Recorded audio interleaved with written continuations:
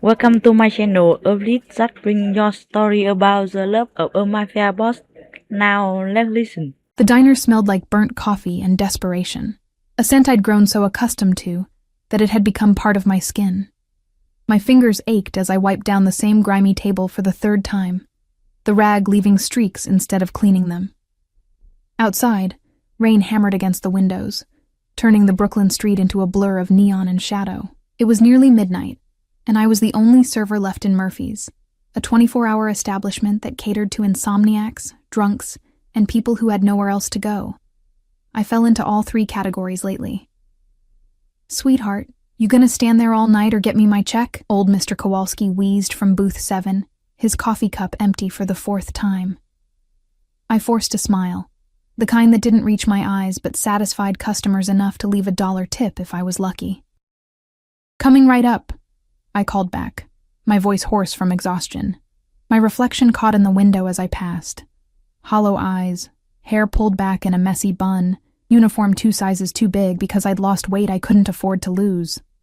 At 26, I looked 40, 3 jobs, a shoebox apartment in Bed-Stuy, and debt collectors who called at dawn had a way of aging you faster than time itself. The bell above the door chimed, and a gust of wind carried in the smell of rain and something else. Expensive cologne, leather, and the metallic tang of danger. I didn't look up immediately. In this neighborhood, you learn not to make eye contact too quickly. But then I felt it, that prickling sensation at the back of my neck, the one that makes prey animals freeze.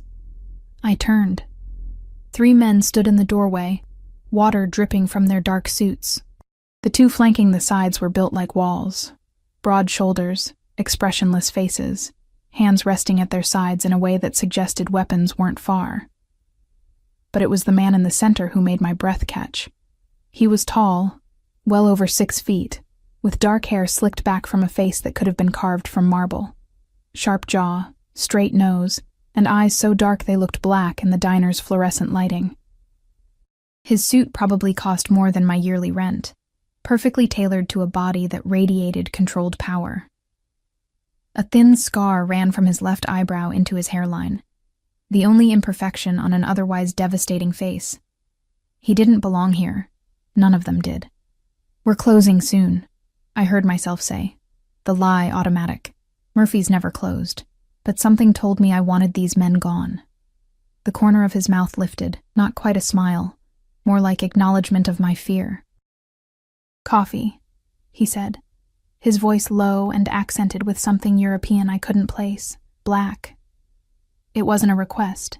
His men remained by the door as he moved to the booth in the far corner, the one with the best view of both entrances and the kitchen.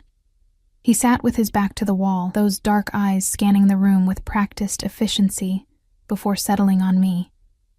I grabbed the coffee pot with shaking hands. Mr. Kowalski had fallen asleep in his booth. The cook had his headphones in, oblivious to everything except whatever music was blasting in his ears. It was just me and these men who smelled like money and violence. "Here." I set the cup down without meeting his gaze, but his hand shot out, wrapping around my wrist. Not tight enough to hurt, but firm enough to keep me there. His skin was warm, and I could feel calluses on his palm. Strange for a man in a $1,000 suit. "Look at me." I didn't want to. Every instinct screamed not to, but I lifted my eyes anyway. Up close, he was even more devastating. Those dark eyes held intelligence and something else. Curiosity, maybe. He studied my face like I was a puzzle he was trying to solve. "What's your name?" "Emma." It came out as a whisper. "Emma." He repeated it slowly, like he was tasting each syllable. "You work here every night?" I nodded, not trusting my voice. "Alone?" Another nod. Something flickered across his face, disapproval maybe. He released my wrist, and I stumbled back, my hip hitting the adjacent table. "Be careful," he said, and I couldn't tell if it was a warning or genuine concern. I fled to the kitchen, my heart hammering against my ribs. Through the serving window, I watched him make a phone call, his expression hardening as he spoke in rapid Italian. One of his men approached, leaning down to whisper something. The dark-eyed man's jaw tightened, and he stood abruptly. That's when I smelled smoke. Not cigarette smoke. Something chemical. Wrong. It was coming from outside, growing stronger by the second. Through the window, I saw orange flames licking up the side of the building next door. The abandoned warehouse that shared a wall with Murphy's. Fire! The word ripped from my throat. The cook looked up, yanked off his headphones, and his eyes went wide. Shit! The gas line runs between. He didn't finish. An explosion rocked the building, shattering the front windows and sending Mr. Kowalski tumbling from his booth. The lights flickered and died, plunging us into darkness lit only by the growing inferno outside.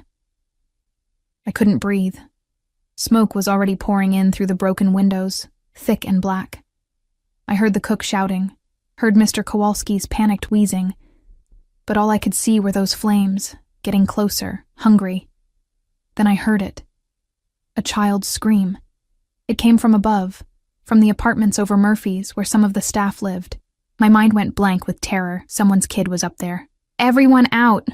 One of the suited men was shouting, dragging Mr. Kowalski toward the back exit. The cook had already disappeared, but the dark-eyed man was moving toward the stairs that led to the apartments, his phone pressed to his ear. No. I grabbed his arm without thinking. The stairs. There's another way. Through the kitchen. The fire escape. He looked at me. Really looked at me. And something passed between us in that moment. Understanding. Decision. Show me. I ran, and he followed. Through the kitchen, past the walk-in freezer, to the rusty door I'd used 100 times to take out trash. The fire escape groaned under our weight as we climbed, smoke burning my lungs. I could hear sirens in the distance, but they wouldn't get here in time. The child's screaming was louder now, mixed with a woman's panicked voice. Which apartment? He demanded. 3rd floor, end of the hall. But when we reached the 3rd floor window, I saw the flames had already engulfed the interior hallway. We couldn't get through. There. He pointed to the window at the hall's end, barely visible through the smoke.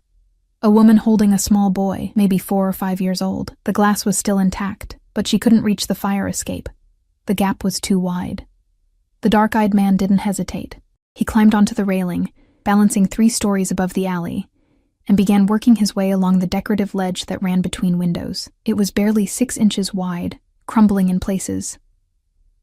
"What are you doing?" I screamed. "You'll fall." He ignored me, moving with surprising grace for a man his size. But halfway across, the ledge gave way. I watched him drop, watched his hand shoot out and catch the window frame of the apartment where the woman and child were trapped. He hung there by his fingertips, legs dangling over nothing. The flames were inside the apartment now. I could see them dancing behind the woman, hear the boy's terrified sobs. Without thinking, I grabbed a section of loose pipe from the fire escape railing and swung my body out over the gap, using the pipe to bridge the distance. It was insane. It was suicidal. But I hooked it under his arm and pulled with every ounce of strength I had. He used the leverage to swing his leg up, catching the windowsill. Glass shattered as he kicked through it, and then he was inside, yanking the woman and child through the window frame. "Take him!" he shouted, passing the boy to me. The child was small, no more than 30 pounds, but he was hysterical. I clutched him to my chest as the dark-eyed man helped the woman onto the fire escape. The metal groaned ominously under all our weight. "Go! Now!" We descended in a chaotic scramble, the boy's little hands fisted in my uniform, his face buried against my neck. I could feel his heart racing, could smell the smoke in his hair. Behind us, the apartment exploded in a ball of flame. The fire escape swayed. Someone screamed. Maybe me. Then we were falling, the last section of stairs collapsing under the heat. I twisted in midair, curling my body around the boy, knowing I was about to hit the ground, knowing it was going to hurt. Strong arms caught us both. The dark-eyed man had somehow gotten ahead of us, and he absorbed the impact as we crashed into him. We all went down in a tangle of limbs, him on the bottom, me in the middle. The boy clutched safely between us. For a moment, nobody moved. I could feel the man's chest heaving beneath me, could feel the boy's tears soaking through my uniform. Sirens wailed closer, voices shouted. But in that moment, It was just the three of us. Alive. Breathing. Impossibly alive. I lifted my head to look at him, to thank him, to say something. And the world tilted. My vision blurred at the edges, darkening rapidly. I tried to hold on to the boy, but my arms wouldn't obey. I felt myself being pulled away, heard someone calling my name urgently, but the voice sounded like it was underwater. The last thing I saw before the darkness swallowed me was those dark eyes, wide with something that looked almost like fear, and the small boy's face, so similar to the man beneath me that even through my fading consciousness, I understood. This was his son. I woke to whiteness and the smell of antiseptic. Hospital. The word floated through my foggy brain before anything else made sense. Beeping monitors, starched sheets, fluorescent lights that hurt my eyes. I tried to sit up and immediately regretted it. Pain lanced through my ribs, and my head spun like I'd been on a carousel. Easy. A hand pressed gently on my shoulder, keeping me down. You have a concussion and bruised ribs. Don't move too quickly. The nurse was middle-aged, with kind eyes and a no-nonsense expression. She checked the IV in my arm, made notes on a chart, and gave me that sympathetic look healthcare workers reserve for charity cases. How long have I been here? My voice came out like sandpaper. 18 hours. You collapsed from smoke inhalation and exhaustion. When's the last time you ate a proper meal, honey? I couldn't remember. Days, maybe. I'd been rationing the expired bread from the diner's dumpster. The boy, I croaked. The little boy from the fire, is he okay? Something shifted in the nurse's expression. Surprise, maybe caution. He's fine. Not a scratch on him thanks to you. She hesitated. You have visitors. They've been here all night. Should I send them in? All night? I didn't have anyone who'd wait all night for me. My parents were dead. I had no siblings. And my ex-boyfriend had stolen my savings and disappeared 6 months ago. Before I could answer, the door opened. He filled the doorway. The dark-eyed man from the diner, now in a fresh suit, charcoal gray this time, with a black shirt open at the collar. Even exhausted, even in the harsh hospital lighting, he was breathtaking and terrifying. Behind him stood one of his men from last night, the one built like a concrete wall, and a woman, late 50s, elegant, with steel gray hair swept into a perfect chignon. She wore pearls and the expression that could cut glass. The nurse suddenly found a reason to leave very quickly. Emma. My name on his lips sent an involuntary shiver down my spine. He moved into the room with that same predatory grace, pulling a chair to my bedside and sitting down like he owned the place. Maybe he did. How are you feeling? Confused. I managed to push myself up despite the pain, needing to not be lying down while he loomed over me. What are you doing here? You saved my son's life. He said it simply. Like that explained everything. I owe you a debt. My son. So I'd been right in that split second before I blacked out. The little boy with his dark eyes and sharp features, a miniature version of the dangerous man sitting beside me. I didn't know he was yours. I just heard a kid screaming. My throat hurt from the smoke. Is he really okay? Something softened in his expression. Barely perceptible, but there, thanks to you. Nico is home. Safe. Probably driving his nanny insane. He paused. The woman you helped save was his nanny. She's recovering in another wing. I'm glad. I meant it. The relief was overwhelming. Then we're good. You don't owe me anything. I did what anyone would do. No. His voice dropped lower, more intense. Not anyone. Most people would have run. You ran toward the danger. He leaned forward, elbows on his knees, those dark eyes pinning me in place. Do you know who I am, Emma? I swallowed hard. Should I? The woman behind him made a sound. Amusement or disdain, I couldn't tell, but he never looked away from me. My name is Damien Volkov. Does that mean anything to you? It didn't. Should it? I shook my head, and his lips curved into something that wasn't quite a smile. Innocent, he murmured, almost to himself. Then louder. I'm a businessman, Emma. Import-export, mostly. I have extensive interests throughout New York. The way he said extensive interests made the hair on my arms stand up. And when someone saves my son's life, I take that very seriously. Look, Mr. Volkov. Damien. Mr. Volkov. I repeated firmly. I appreciate you checking on me, but I'm fine. I need to get back to work. I tried to swing my legs out of bed and nearly passed out again. His hand shot out, steadying me. You're not going back to work. It wasn't a suggestion. Murphy's burned down. The whole building is gone. The words hit me like a physical blow. Gone. My job. One of my 3 jobs. Just gone. And with it, any hope of making this month's rent. Oh God. The panic was immediate and visceral. I need to call my other jobs. I need... The hospital bill. I can't afford. It's taken care of. Damien's voice cut through my spiral. All of it. The hospital bill, your medical expenses, everything. I stared at him. What? No, I can't accept that.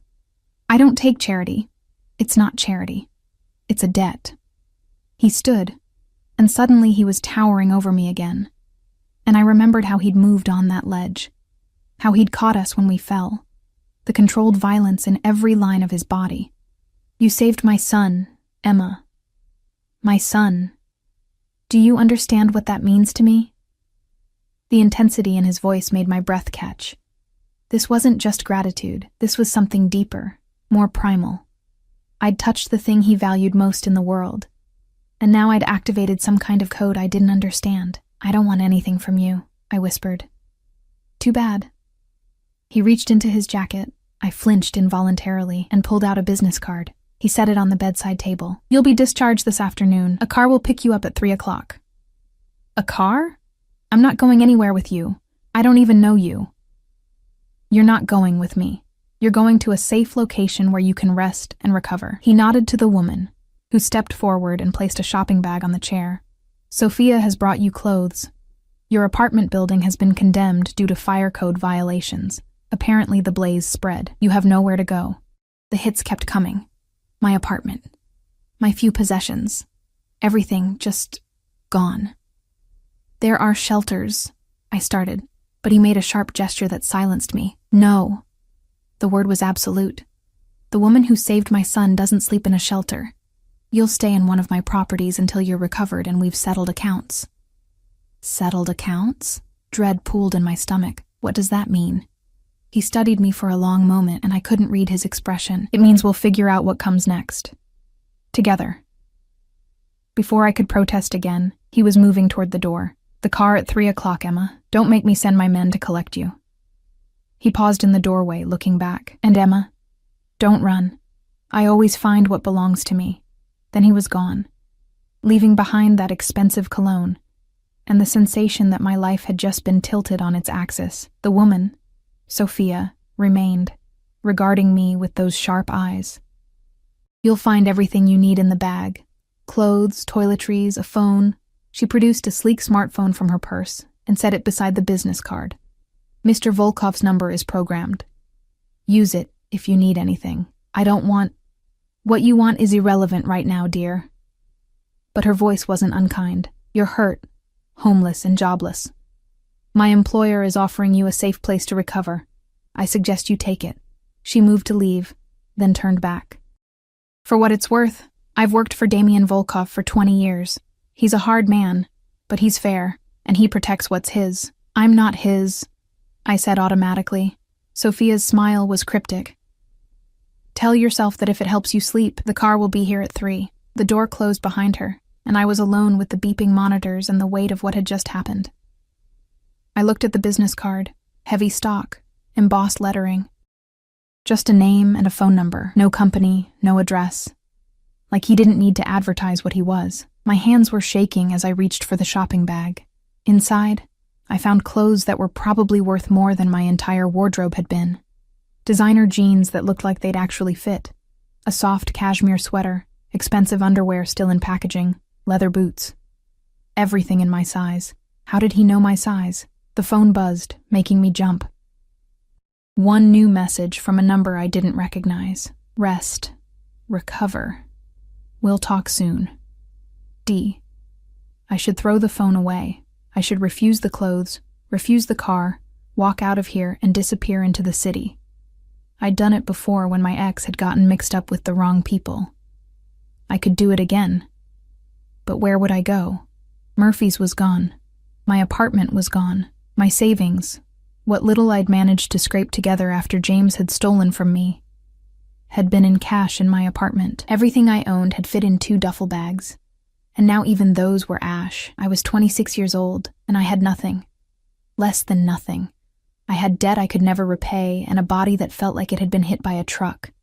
And somewhere in this city, a dangerous man with dark eyes and a young son thought he owned me now.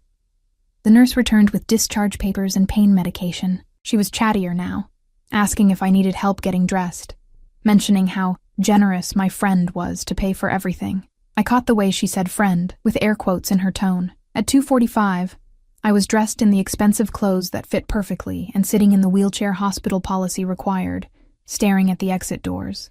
The phone in my pocket felt like a lead weight. I could still run.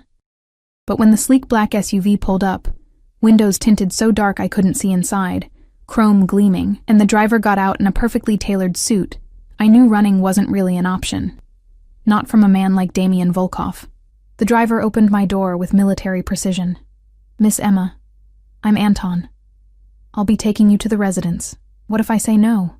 His expression didn't change. "Then I wait until you say yes." Mr. Volkov was very clear. "You're to be comfortable and safe. Force is not on the table. Persuasion is." At least he was honest about it. I got in the car because I was tired, because I hurt, and because I had nowhere else to go. Anton closed the door with a soft click that sounded like a cell locking. As we pulled into traffic, I caught sight of another SUV falling in behind us. Security. Because apparently, I was important enough now to need protection. Or important enough to need watching. The drive took us out of Brooklyn, across the bridge into Manhattan, then north. I watched the city change through the tinted windows.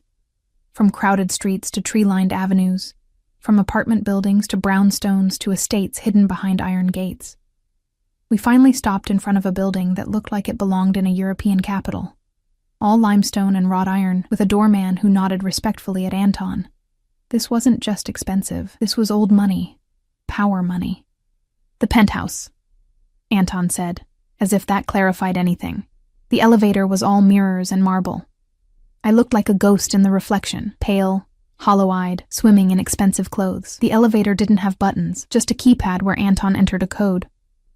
We rose smoothly, silently, for what felt like forever. When the doors opened, they opened directly into an apartment. No hallway, no other units. Just a massive open space with floor-to-ceiling windows overlooking Central Park, furniture that probably cost more than most people's cars, and artwork I recognized from museums. And in the center of it all, sitting on the floor with toy cars scattered around him, was the little boy from the fire. Nico looked up when the elevator chimed, and his dark eyes, his father's eyes, went wide. "It's you." He scrambled to his feet and ran straight at me. I barely had time to brace myself before he crashed into my legs, small arms wrapping around my knees. "You saved me. Papa said you were the brave lady who saved me from the fire." My heart did something strange and painful in my chest. I knelt down slowly, ignoring the protest of my ribs, until I was eye level with him. "Are you okay? Did you get hurt?" He shook his head vigorously. "Nuh-uh. Papa caught us. He catches everything," said with absolute faith, like his father was a superhero. "Nico." A woman's voice, sharp with authority. An older woman in a neat uniform appeared from another room, the nanny, presumably. "You're supposed to be resting, and don't bother Miss Emma, she's hurt." "It's okay," I said automatically, even though it wasn't, even though everything about this was wrong. "He's not bothering me." Nico grabbed my hand with both of his. "Are you gonna stay here? Papa said you might stay. Do you like cars? I have lots of cars. Do you want to play?" The innocence in his voice was devastating. He had no idea what his father was, what world he'd been born into. He just saw someone who'd helped him, and in the pure logic of childhood, that made me safe. "Nico, that's enough." The nanny, her name tag read Mrs. Chen, gently extracted his hands from mine. "Miss Emma needs to rest. You can talk to her later. But..." "No buts. Go wash your hands for dinner." He pouted, but obeyed, throwing one last hopeful look over his shoulder before disappearing down a hallway. Mrs. Chen turned to me, her expression softening slightly. "I'm sorry. He's been asking about you since he woke up. Mr. Volkov told him you were the one who kept him safe." She gestured toward another hallway. "Your room is this way. Everything you'll need has been provided." I followed her in a daze, my mind still stuck on the image of that little boy. So happy, so innocent, so loved. Whatever else Damien Volkov was, he was a father who'd risked his life to save his son. The bedroom was larger than my entire former apartment had been, king-size bed with silk sheets, connected bathroom with a tub big enough to swim in, a walk-in closet that was already filled with clothes, all my size, all expensive, all clearly bought specifically for me. "Dinner is at 7, Mrs. Chen said. "Mr. Volkov will join you. If you need anything before then, use the house phone." She pointed to an ornate telephone on the nightstand. "Just press 0. Then I was alone. I stood in the center of the room, turning slowly, trying to process everything. 24 hours ago, I'd been wiping down tables in a greasy diner. Now I was standing in a penthouse that probably cost more per month than I'd made in my entire life, wearing clothes that cost more than my car before it had been repossessed. The phone in my pocket buzzed. Another message from D. "Nico is happy you're here, so am I." My hands were shaking as I typed back, "Why am I really here?" The response came immediately, "Because you're mine, to protect now. Get used to it." I dropped the phone like it had burned me. Outside the window, the sun was setting over Central Park, painting the sky in shades of blood and gold. And somewhere in this massive apartment, a dangerous man was planning something I couldn't begin to understand. I should have been terrified. The terrifying part was that I wasn't sure I was. I didn't go to dinner. Instead, I locked myself in the bathroom and sat on the floor with my back against the door, trying to slow my racing heart. The marble was cold through my jeans, grounding me when everything else felt like it was spinning out of control. My phone buzzed twice. I ignored it. At 7:15, there was a soft knock on the bedroom door. "Miss Emma?" Mrs. Chen's voice, concerned. "Mr. Volkov is asking if you'll join him." "I'm not hungry," I called back, hating how my voice shook. A pause, then footsteps retreating. 5 minutes later, different footsteps, heavier, more purposeful. A single knock, harder than Mrs. Chen's. "Emma," Damien's voice, low and controlled. "Open the door." I didn't answer, didn't move. "I can have this door removed from its hinges in under a minute, or you can open it yourself and talk to me like an adult." A pause. "Your choice." He would do it. I knew he would. I could hear it in his voice, that absolute certainty that what he wanted, he would get. I stood on shaking legs, unlocked the bedroom door and pulled it open 6 inches. "What do you want?" He stood there in dark slacks and a white shirt with the sleeves rolled up, looking like he'd stepped out of some magazine spread. But there was tension in his jaw, concern in those dark eyes. "You missed dinner." I told Mrs. Chen I wasn't hungry. "You need to eat." "When's the last time you had a real meal?" When I didn't answer, he swore softly in what sounded like Russian. "Come, I had the kitchen prepare something light. I'm not... This isn't a request." But his tone had gentled slightly. "You're recovering from smoke inhalation and exhaustion.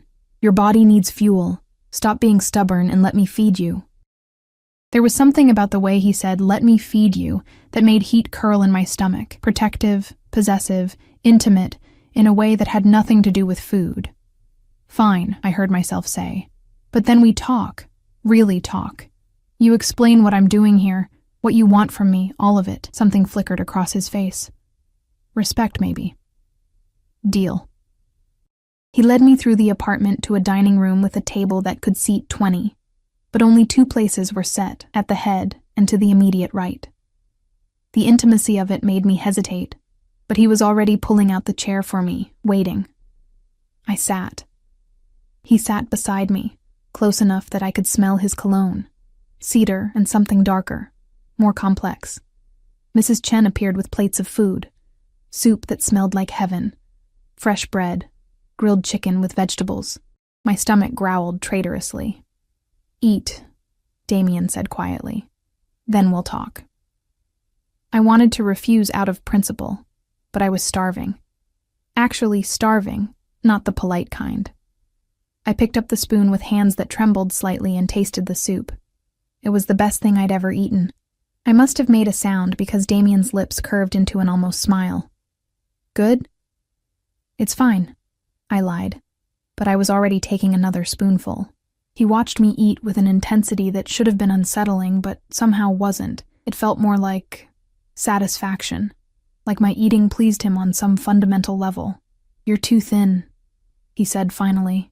How long have you been starving yourself? I haven't been... I started, but he raised an eyebrow. 6 months, I admitted. Since my ex cleaned out our joint account and disappeared. I've been trying to catch up ever since. His expression went cold. Name. What? His name, your ex. Why does that matter? Because men who steal from women deserve consequences. Said casually, like he was discussing the weather. But there was steel underneath. What's his name, Emma? James Morrison. But it doesn't matter. He's probably in another state by now, and it's not like I can prove anything. We shared the account. Legally, he could take whatever he wanted. Damien pulled out his phone and typed something. Less than 10 seconds later, it buzzed with a response. He glanced at it, his jaw tightening. James Morrison, 32, last known address in Newark, New Jersey. Currently working as a manager at a used car dealership under the name Jake Morris. I nearly dropped my spoon. How did you... I have resources. He set the phone down. How much did he take? I don't... That's not why I told you. How much, Emma? $15,000. It hurt to say it out loud. Every penny I'd saved from 4 years of working 3 jobs, I was going to use it for nursing school. I laughed bitterly. Stupid, right? Trusting someone like that. Not stupid. Human. He was typing again. Consider the debt collected. You'll have $20,000 in your account by morning. $15,000 for what he stole. $5,000 extra for the interest you lost and the suffering he caused. I stared at him. You can't just... That's not how this works. You can't throw money at everything, can't I? He leaned back in his chair, watching me with those dark eyes. You saved my son's life, Emma. You think $15,000 comes close to what that's worth? You think $20,000 does? $100,000? He shook his head. There's no number high enough. I didn't do it for money. I know. His voice dropped lower, more intimate. That's why you're here. That's why I'm not letting you go. The words hung in the air between us, loaded with meaning I was afraid to examine too closely. What does that mean? I whispered. Not letting me go. He stood, moving to the window that overlooked the glittering city. 3 weeks ago, Nico's mother tried to kill him. The statement was so unexpected, so horrifying, that I couldn't process it for a moment. What? Elena, his mother. She took him from school, drove him to the apartment where you found them, and started the fire. He turned to face me, and the raw pain in his eyes made my chest tight. She was going to let him burn. Oh my God. Why would... Revenge. Against me. His hands flexed at his sides, and I saw the rage he was holding back. Elena and I were never married. She was... a mistake. A woman I was involved with years ago who got pregnant. I did the right thing. Supported her, supported Nico, tried to be a good father even though she and I were wrong for each other in every way. He moved back to the table, but he didn't sit. He stood there, towering over me, and I could see the violence barely contained beneath his civilized surface. 6 months ago, I ended things with her permanently, found out she'd been stealing from me, selling information about my business to competitors, putting Nico at risk with her instability and her drug habit. His voice was ice cold now. I took custody. Full custody. She didn't take it well. So she tried to kill her own son? The horror of it was incomprehensible. She tried to kill the thing I love most in this world. To hurt me.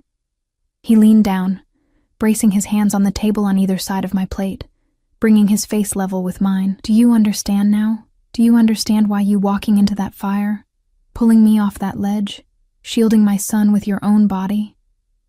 Do you understand what that means to me? I could barely breathe. You were extraordinary. The intensity in his voice pinned me in place. You were everything. And now you're mine to protect, because that's how this works. You saved what's precious to me, so now you become precious to me. That's the code I live by. I'm not yours, I managed, but it sounded weak even to my own ears. You are? He straightened, putting distance between us that did nothing to ease the tension. Elena is in custody, but she has family. Dangerous family. They blame me for her arrest, and they know you were there. They know you helped me. Your name has been in the news, Emma. Heroic waitress saves child from fire. You're recognizable now, exposed. Fear, cold and sharp, cut through me. What are you saying? I'm saying that by saving Nico, you painted a target on your back. Elena's family, the Marchetti family, they're not people who forgive or forget. And they're not people who play by rules. He pulled out his phone again, swiped through something, and showed me the screen. It was a photo of me, taken yesterday at the hospital. Someone had drawn a red X over my face. The blood drained from my head. Where did you get that? My people intercepted it on a known Marchetti communication channel. They're watching you, Emma. They know where you were. If you'd left the hospital alone. If you'd gone to a shelter like you wanted. He didn't finish, but he didn't need to. I felt sick. This is insane. I didn't ask for any of this. No, you didn't. His expression softened slightly. But this is the world I live in. The world you stepped into the moment you pulled me off that ledge. I can't change that. But I can keep you safe. Here, with me, under my protection, they can't touch you. So I'm a prisoner. The words came out flat. You're protected, he corrected. There's a difference. Is there? I stood abruptly, needing to move, needing to do something with the energy coursing through me. You're telling me I can't leave, that there are people who want to hurt me because I saved a little boy, that my entire life is just over. How is that not a prison? Because I'm giving you a choice. He moved closer, and I backed up instinctively until I hit the wall. He stopped just short of touching me, one hand braced beside my head. Stay here. Let me protect you. Let me give you the life you deserve. No more 3 jobs, no more rationing food, no more fear. Safety, comfort, everything you need. In exchange for what?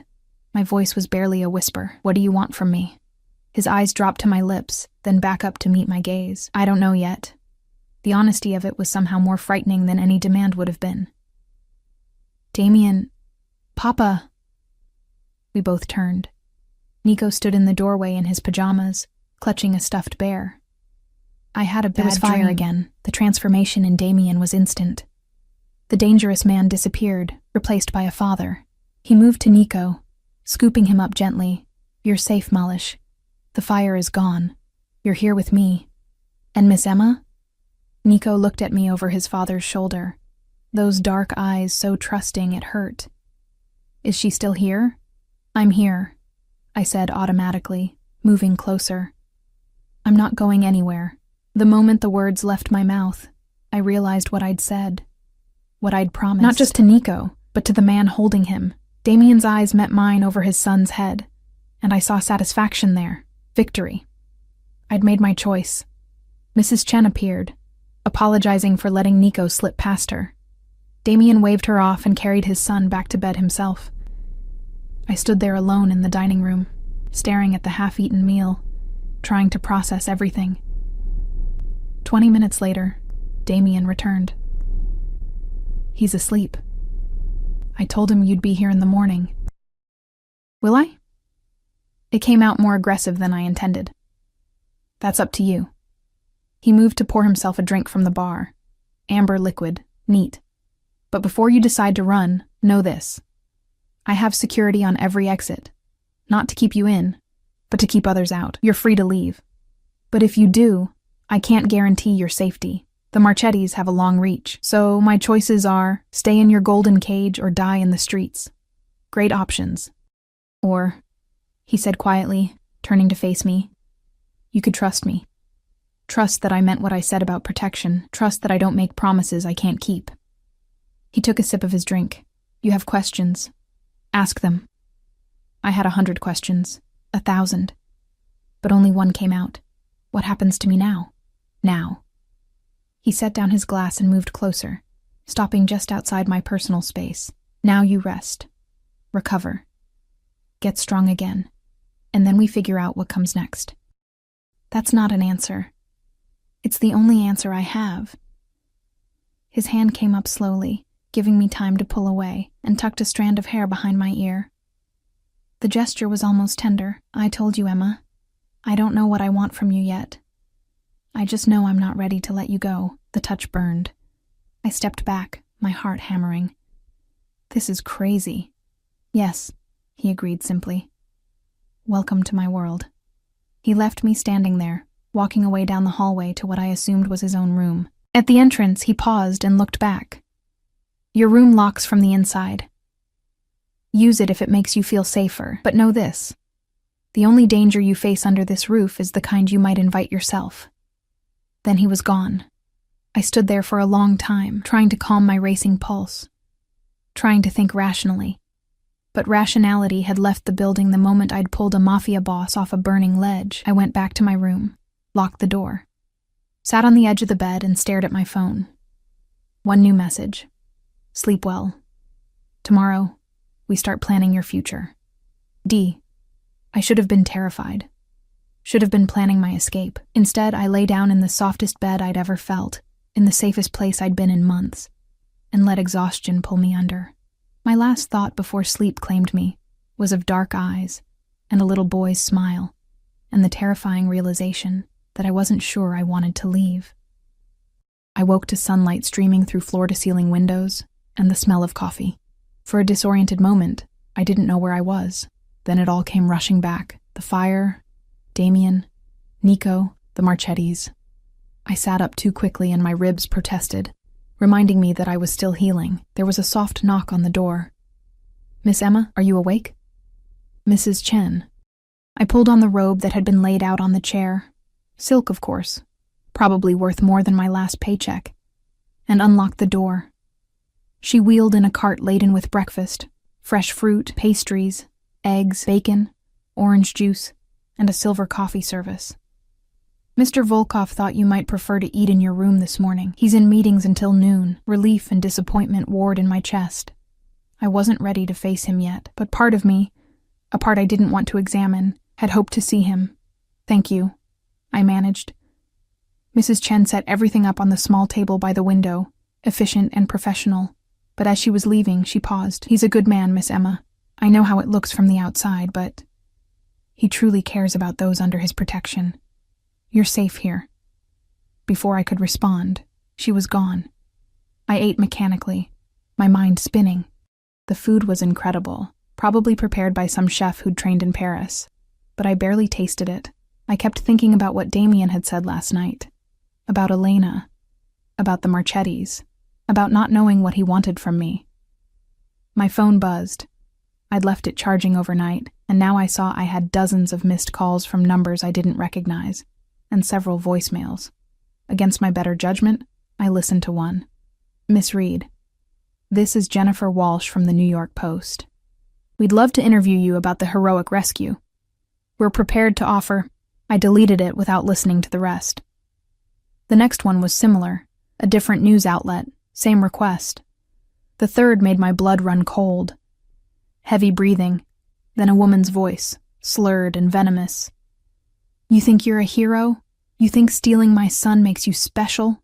You're nothing. Nothing. And when I get out of here, I'm going to make you understand what you took from me. Elena, it had to be. My hands were shaking as I deleted the message. The phone immediately rang again. Unknown number. I didn't answer. Instead, I pulled up the message thread with Damien and typed, Elena called me. How did she get my number? The response came within seconds. She shouldn't have been able to. Forward me the number. I'll handle it. Then, immediately after, are you all right? Was I? I didn't know anymore. I'm fine. Just shaken. I'm coming up. You said you had meetings. Give me 5 minutes. I barely had time to make myself presentable before there was a sharp knock. I opened the door to find Damien in a 3-piece suit, phone pressed to his ear, speaking rapid Italian. His eyes scanned me from head to toe, checking for damage, before he stepped inside and closed the door. "Find out who gave her access to a phone," he said into his device, his voice cold enough to frost glass. "And make sure it doesn't happen again." He ended the call and focused entirely on me. "Let me hear the message." I played it for him, watched his expression go from concerned to absolutely murderous.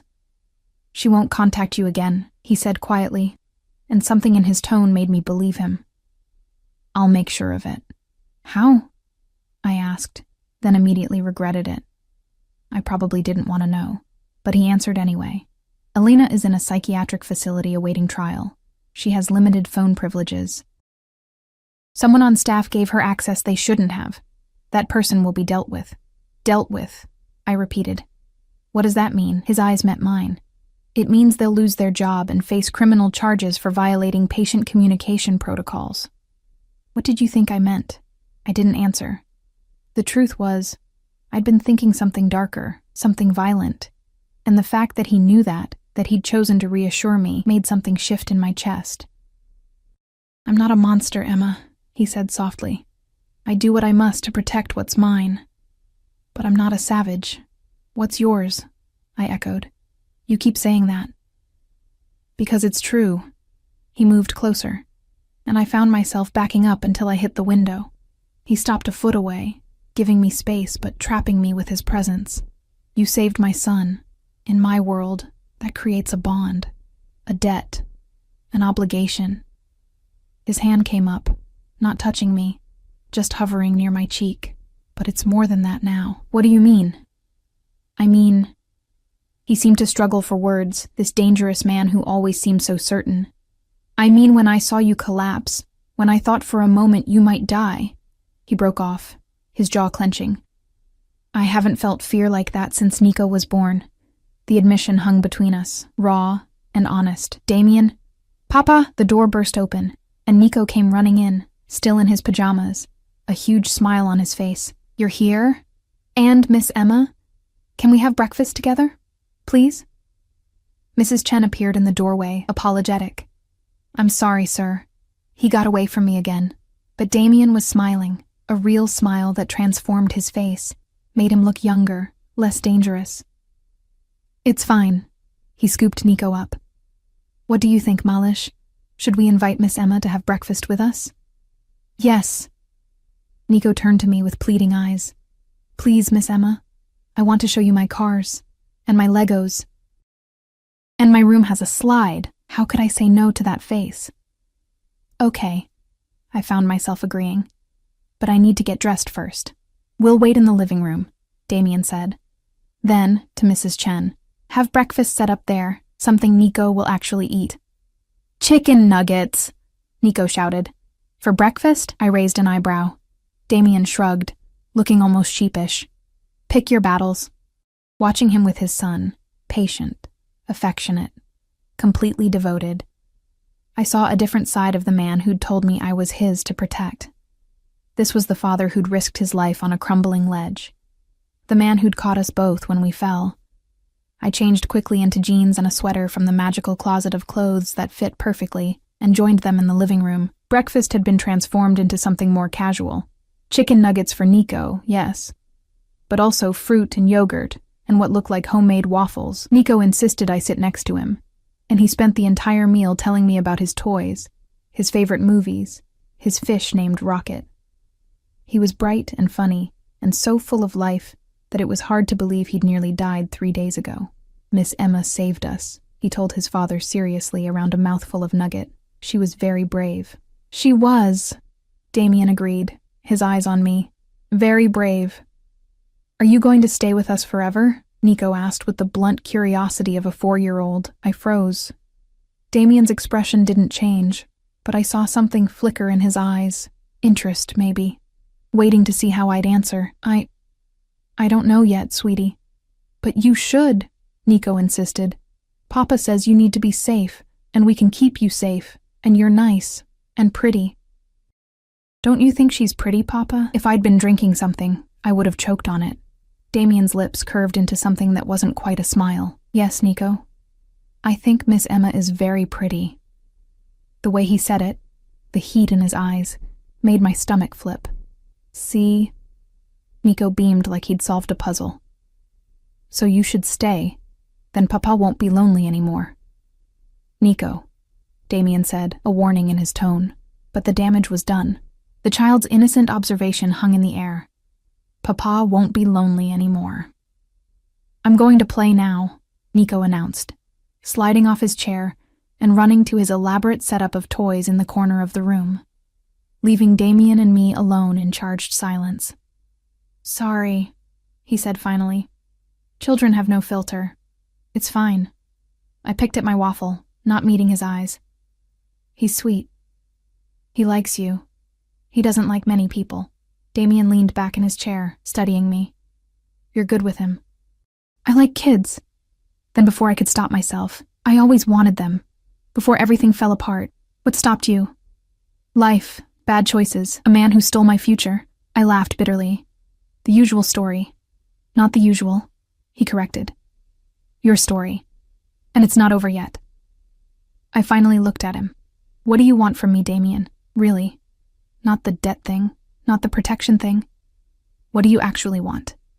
He was quiet for a long moment, his dark eyes searching my face. Honestly, I don't know yet. I just know that when I look at you, something in me settles. Like finding something I didn't know I was looking for. He leaned forward, elbows on his knees. You're not afraid of me. You should be. Most people are. But you're not. You argue with me. You push back. And when you look at my son, I see genuine affection, not calculation. Why would I calculate anything? Because of what I am. What I have. His expression hardened slightly. Most women who get close to me want something. Money, status, protection, power. They see Nico as a tool, a way to secure their position. Elena did. Others have. But you? He shook his head.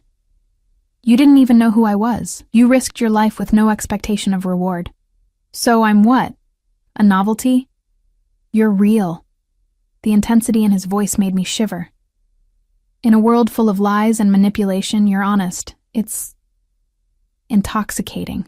Before I could respond, his phone rang. He glanced at it and swore under his breath. I have to take this. It's about the Marchettis. He walked to the window, phone pressed to his ear, his body language shifting into something harder, more dangerous. I couldn't hear what he was saying, but I could see the tension in his shoulders. I moved to where Nico was playing, sitting on the floor beside him. He immediately handed me a toy car. This one's fast, like Papa's cars. Your papa has fast cars? Uh-huh. So many cars. He lets me sit in them sometimes, but not drive, not till I'm bigger. He made the car zoom across the floor. When I'm big like Papa, I'm going to drive really fast and catch bad guys. Catch bad guys? Yeah. Papa catches bad guys. He makes them go away so they can't hurt people. Said with absolute faith, like his father was some kind of superhero. In Nico's world, maybe he was. Damien returned, his expression grim. We need to talk. Privately. The tone made my stomach drop. Okay. He nodded to Mrs. Chen, who immediately came to collect Nico. The boy protested but was distracted by the promise of cartoons. Once we were alone, Damien poured himself a drink despite it being barely noon. The Marchettis made a move. What kind of move? They put a price on your head. He said it bluntly, no softening the blow. 50,000 to anyone who brings them information on your location. 100,000 for permanent solution. The room tilted. They want to kill me. They want to hurt me through you, through Nico. They know you matter now. He downed the drink in one swallow, which means my protection isn't optional anymore. It's mandatory. You understand? I nodded numbly. Good. Because starting today, you don't go anywhere without security. You don't talk to anyone I haven't vetted. You don't... He stopped, seeing my expression. Emma. Breathe. I realized I wasn't. My chest was tight, panic rising like a wave. This is insane. This is completely insane. I'm nobody. I'm just a waitress who was in the wrong place at the wrong time. You're not nobody. He was in front of me suddenly, hands gripping my shoulders, forcing me to look at him, You're the woman who saved my son. You're under my protection, and I don't fail to protect what's mine. Do you hear me?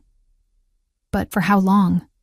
The question burst out of me. How long do I live like this? How long until they forget about me? How long until I can have my life back? His expression softened, and he pulled me against his chest. I should have pushed him away, should have maintained distance, but I was so tired and so scared, and his arms felt so solid around me. I don't know, he admitted quietly into my hair, but I promise you this, as long as you're with me, you're safe. And I will do everything in my power to end this threat. How? By making them understand that touching you means war, and nobody wants war with me. I pulled back to look at him. Because you're, what, Mafia? A crime lord? What are you, Damien? I'm a businessman who operates in gray areas. I import, export, facilitate deals that others can't or won't make. Some of it is legal. Some of it, he shrugged. I do what I must to protect my interests and provide for my son. The Volkov name carries weight in certain circles. The Marchettis know this. They're testing boundaries. And I'm the test. You're the line in the sand. His thumb brushed across my cheek, and I realized there were tears on my face I hadn't felt fall. They hurt you. They learn what I'm capable of. They back off. Everyone wins. What if they don't back off? His eyes went cold. Then they learn the hard way. A chill ran down my spine. Not from fear of him, but from the absolute certainty in his voice. This was a man who'd burned down anyone who threatened what he loved, and somehow, impossibly, I'd become one of those things. I need air, I whispered. I need to think. The terrace. He gestured to a door I hadn't noticed. It's secure. 30 floors up. Nobody can touch you there. I walked out onto a massive terrace with gardens and lounge chairs, and a view that stretched across the entire city. The cold December air bit at my skin, but it felt good. Real. Damien followed but kept his distance, leaning against the railing, giving me space. This wasn't supposed to happen, I said finally. I was just trying to survive, one day at a time, and now you're here. Safe, fed, warm. He turned to look at me. Is it really so terrible? It's a cage. It's protection. What's the difference? Choice. He moved closer, not touching, just close enough that I could feel his warmth. I'm not keeping you prisoner, Emma. If you truly want to leave, walk out that door. I won't stop you. He paused. But I will follow you. I will protect you from the shadows, because I won't let anything happen to you. Why? I turned to face him fully. Why do you care so much? You don't even know me. I know you ran into a burning building for a child you'd never met. I know you put yourself between danger and innocence without hesitation. I know you're loyal and brave and honest to a fault. His hand came up, cupping my face. I know that when I'm with you, something in me that's been dark for years feels lighter. Damien, I'm not asking you to love me. I'm not asking for anything except time. Time to figure this out.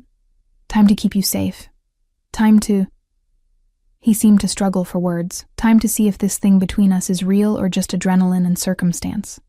And if it's just adrenaline, then when the threat passes, you walk away with enough money to start whatever life you want. Nursing school, a new apartment, a fresh start.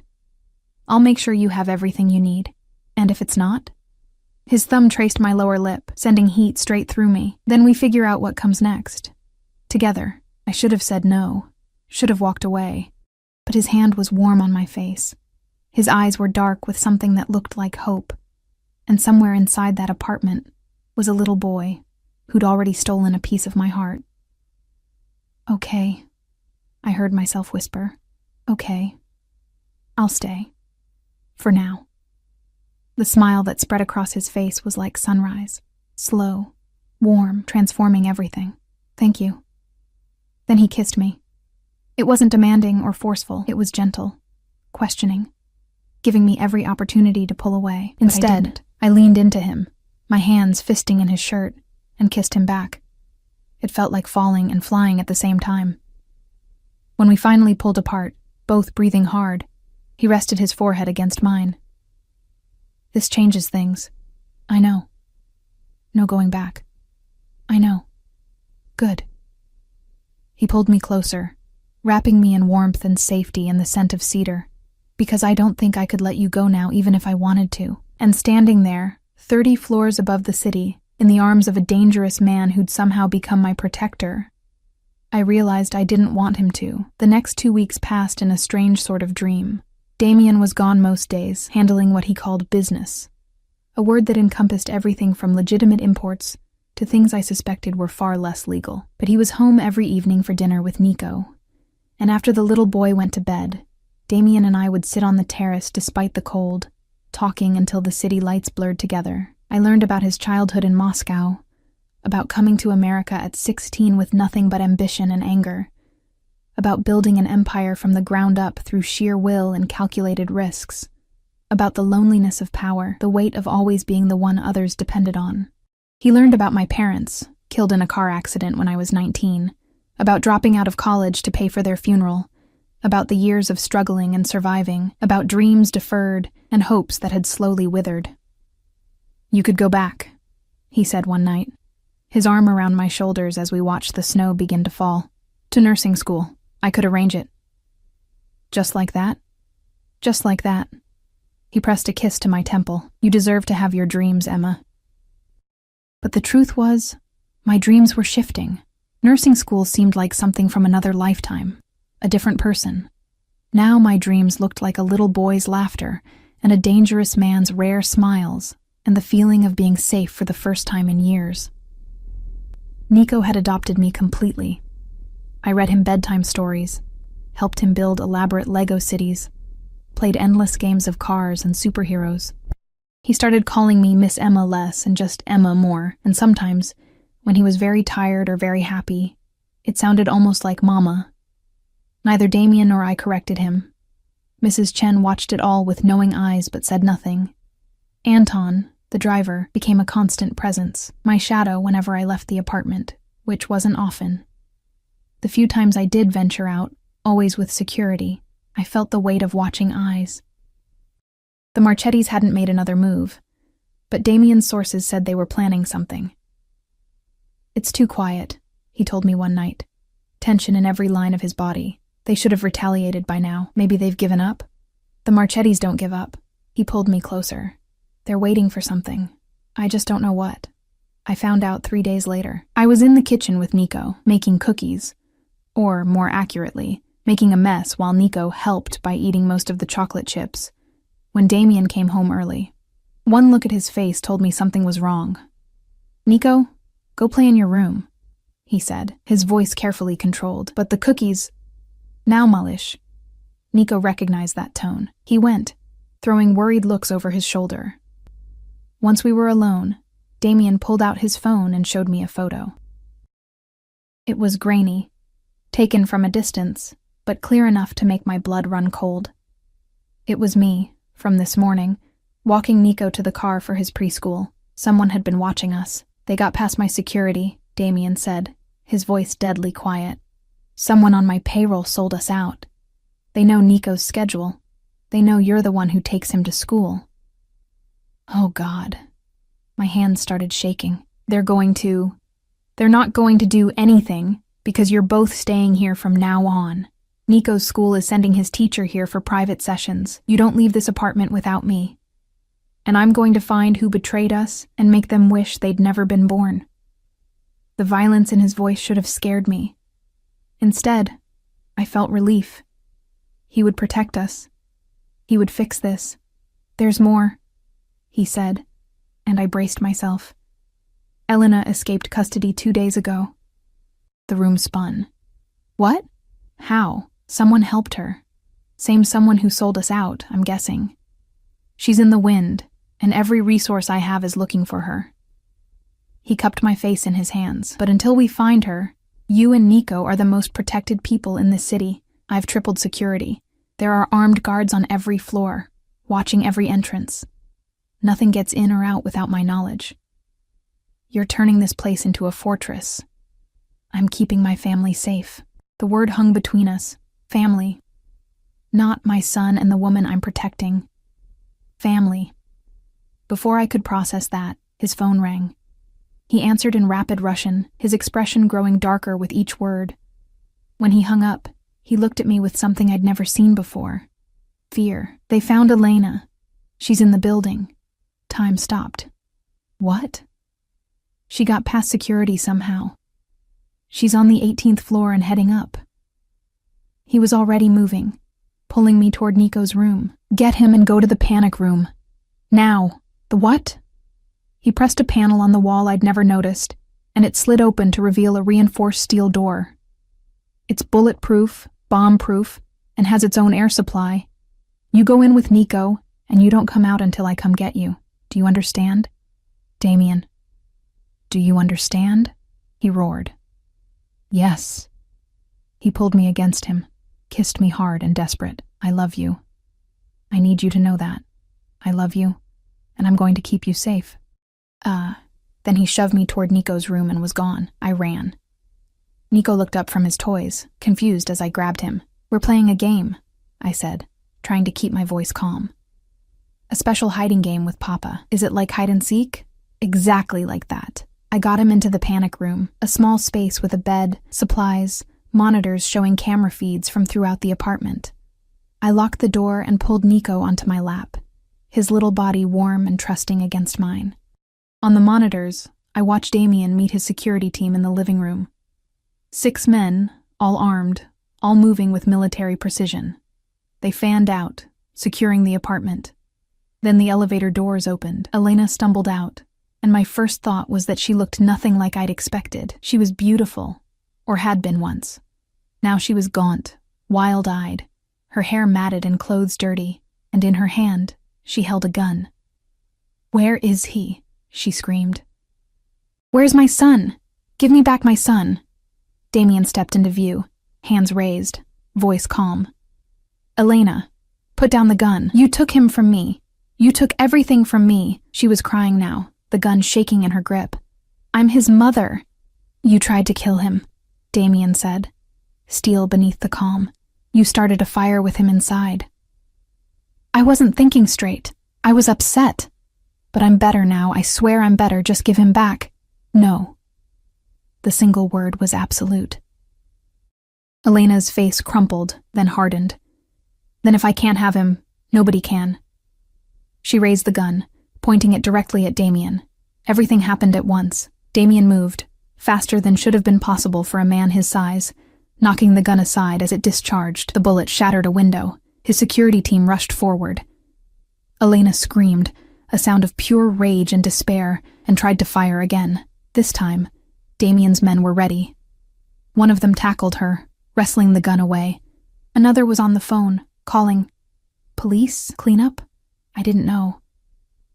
Damien stood there breathing hard, a cut on his cheek from where the gun had grazed him, but alive. He was alive. Get her out of here, he ordered, and find out who helped her get in. I want names. They dragged Elena away, still screaming, still crying, still demanding her son. I felt Nico trembling against me, and realized he'd been watching the monitors too. That's Mama, he whispered. Why is Mama so angry? How do you explain to a 4-year-old that his mother is sick, that she tried to hurt him, that love and madness can exist in the same heart? Your Mama is confused right now, I said carefully. She needs help from doctors, but your Papa is going to make sure you're safe. And so am I. Are you my new Mama? The question hit me like a physical blow.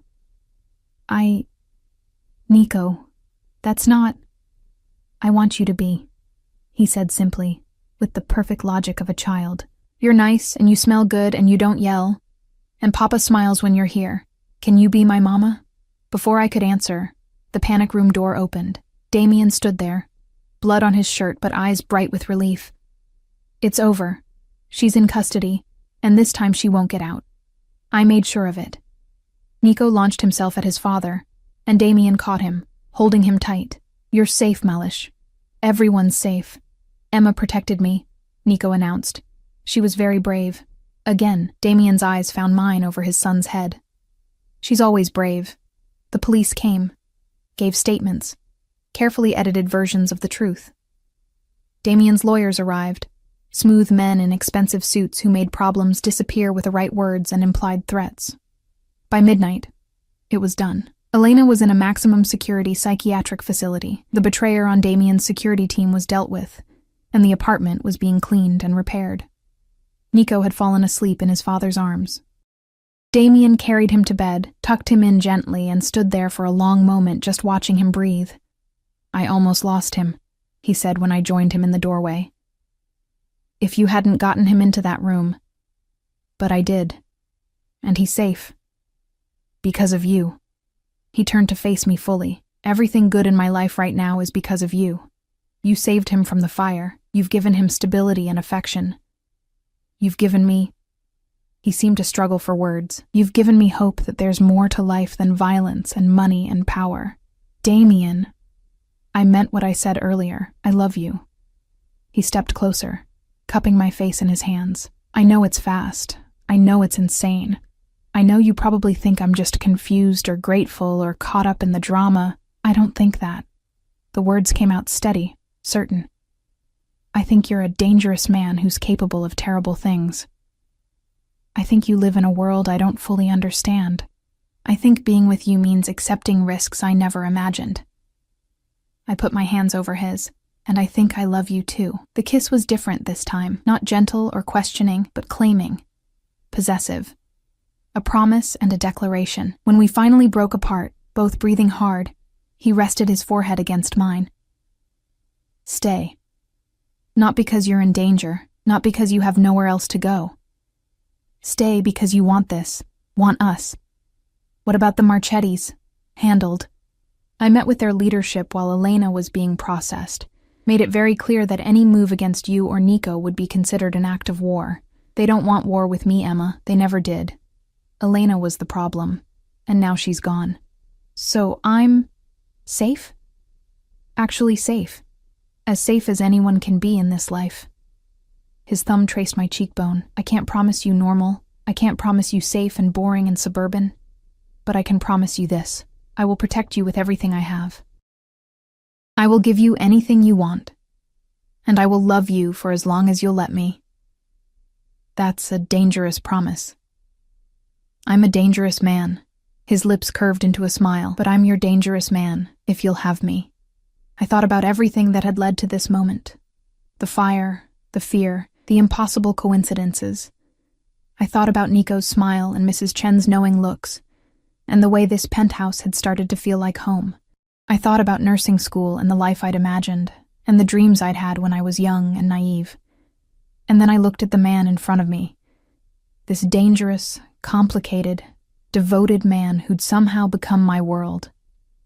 And I knew. "Yes," I said simply. "Yes to all of it." He pulled me against him, and I felt his heart racing in his chest, matching my own. "Move in with us. Properly. Not as a guest or someone under protection, as my partner. Nico's." He paused. "He asked if you could be his mother." Tears stung my eyes.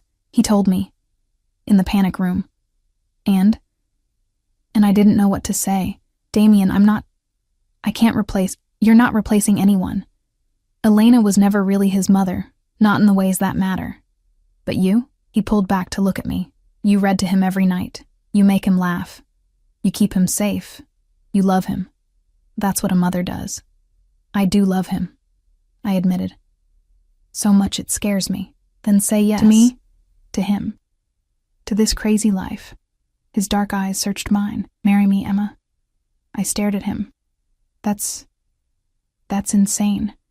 We've known each other for 2 weeks. I knew I wanted you in my life the moment you pulled me off that ledge.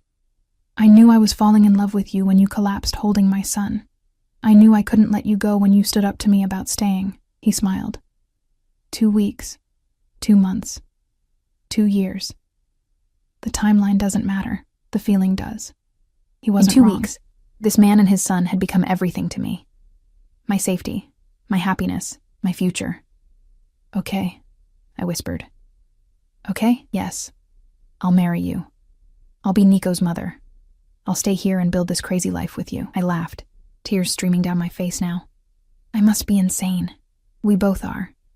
He kissed me again, and it tasted like promises and new beginnings.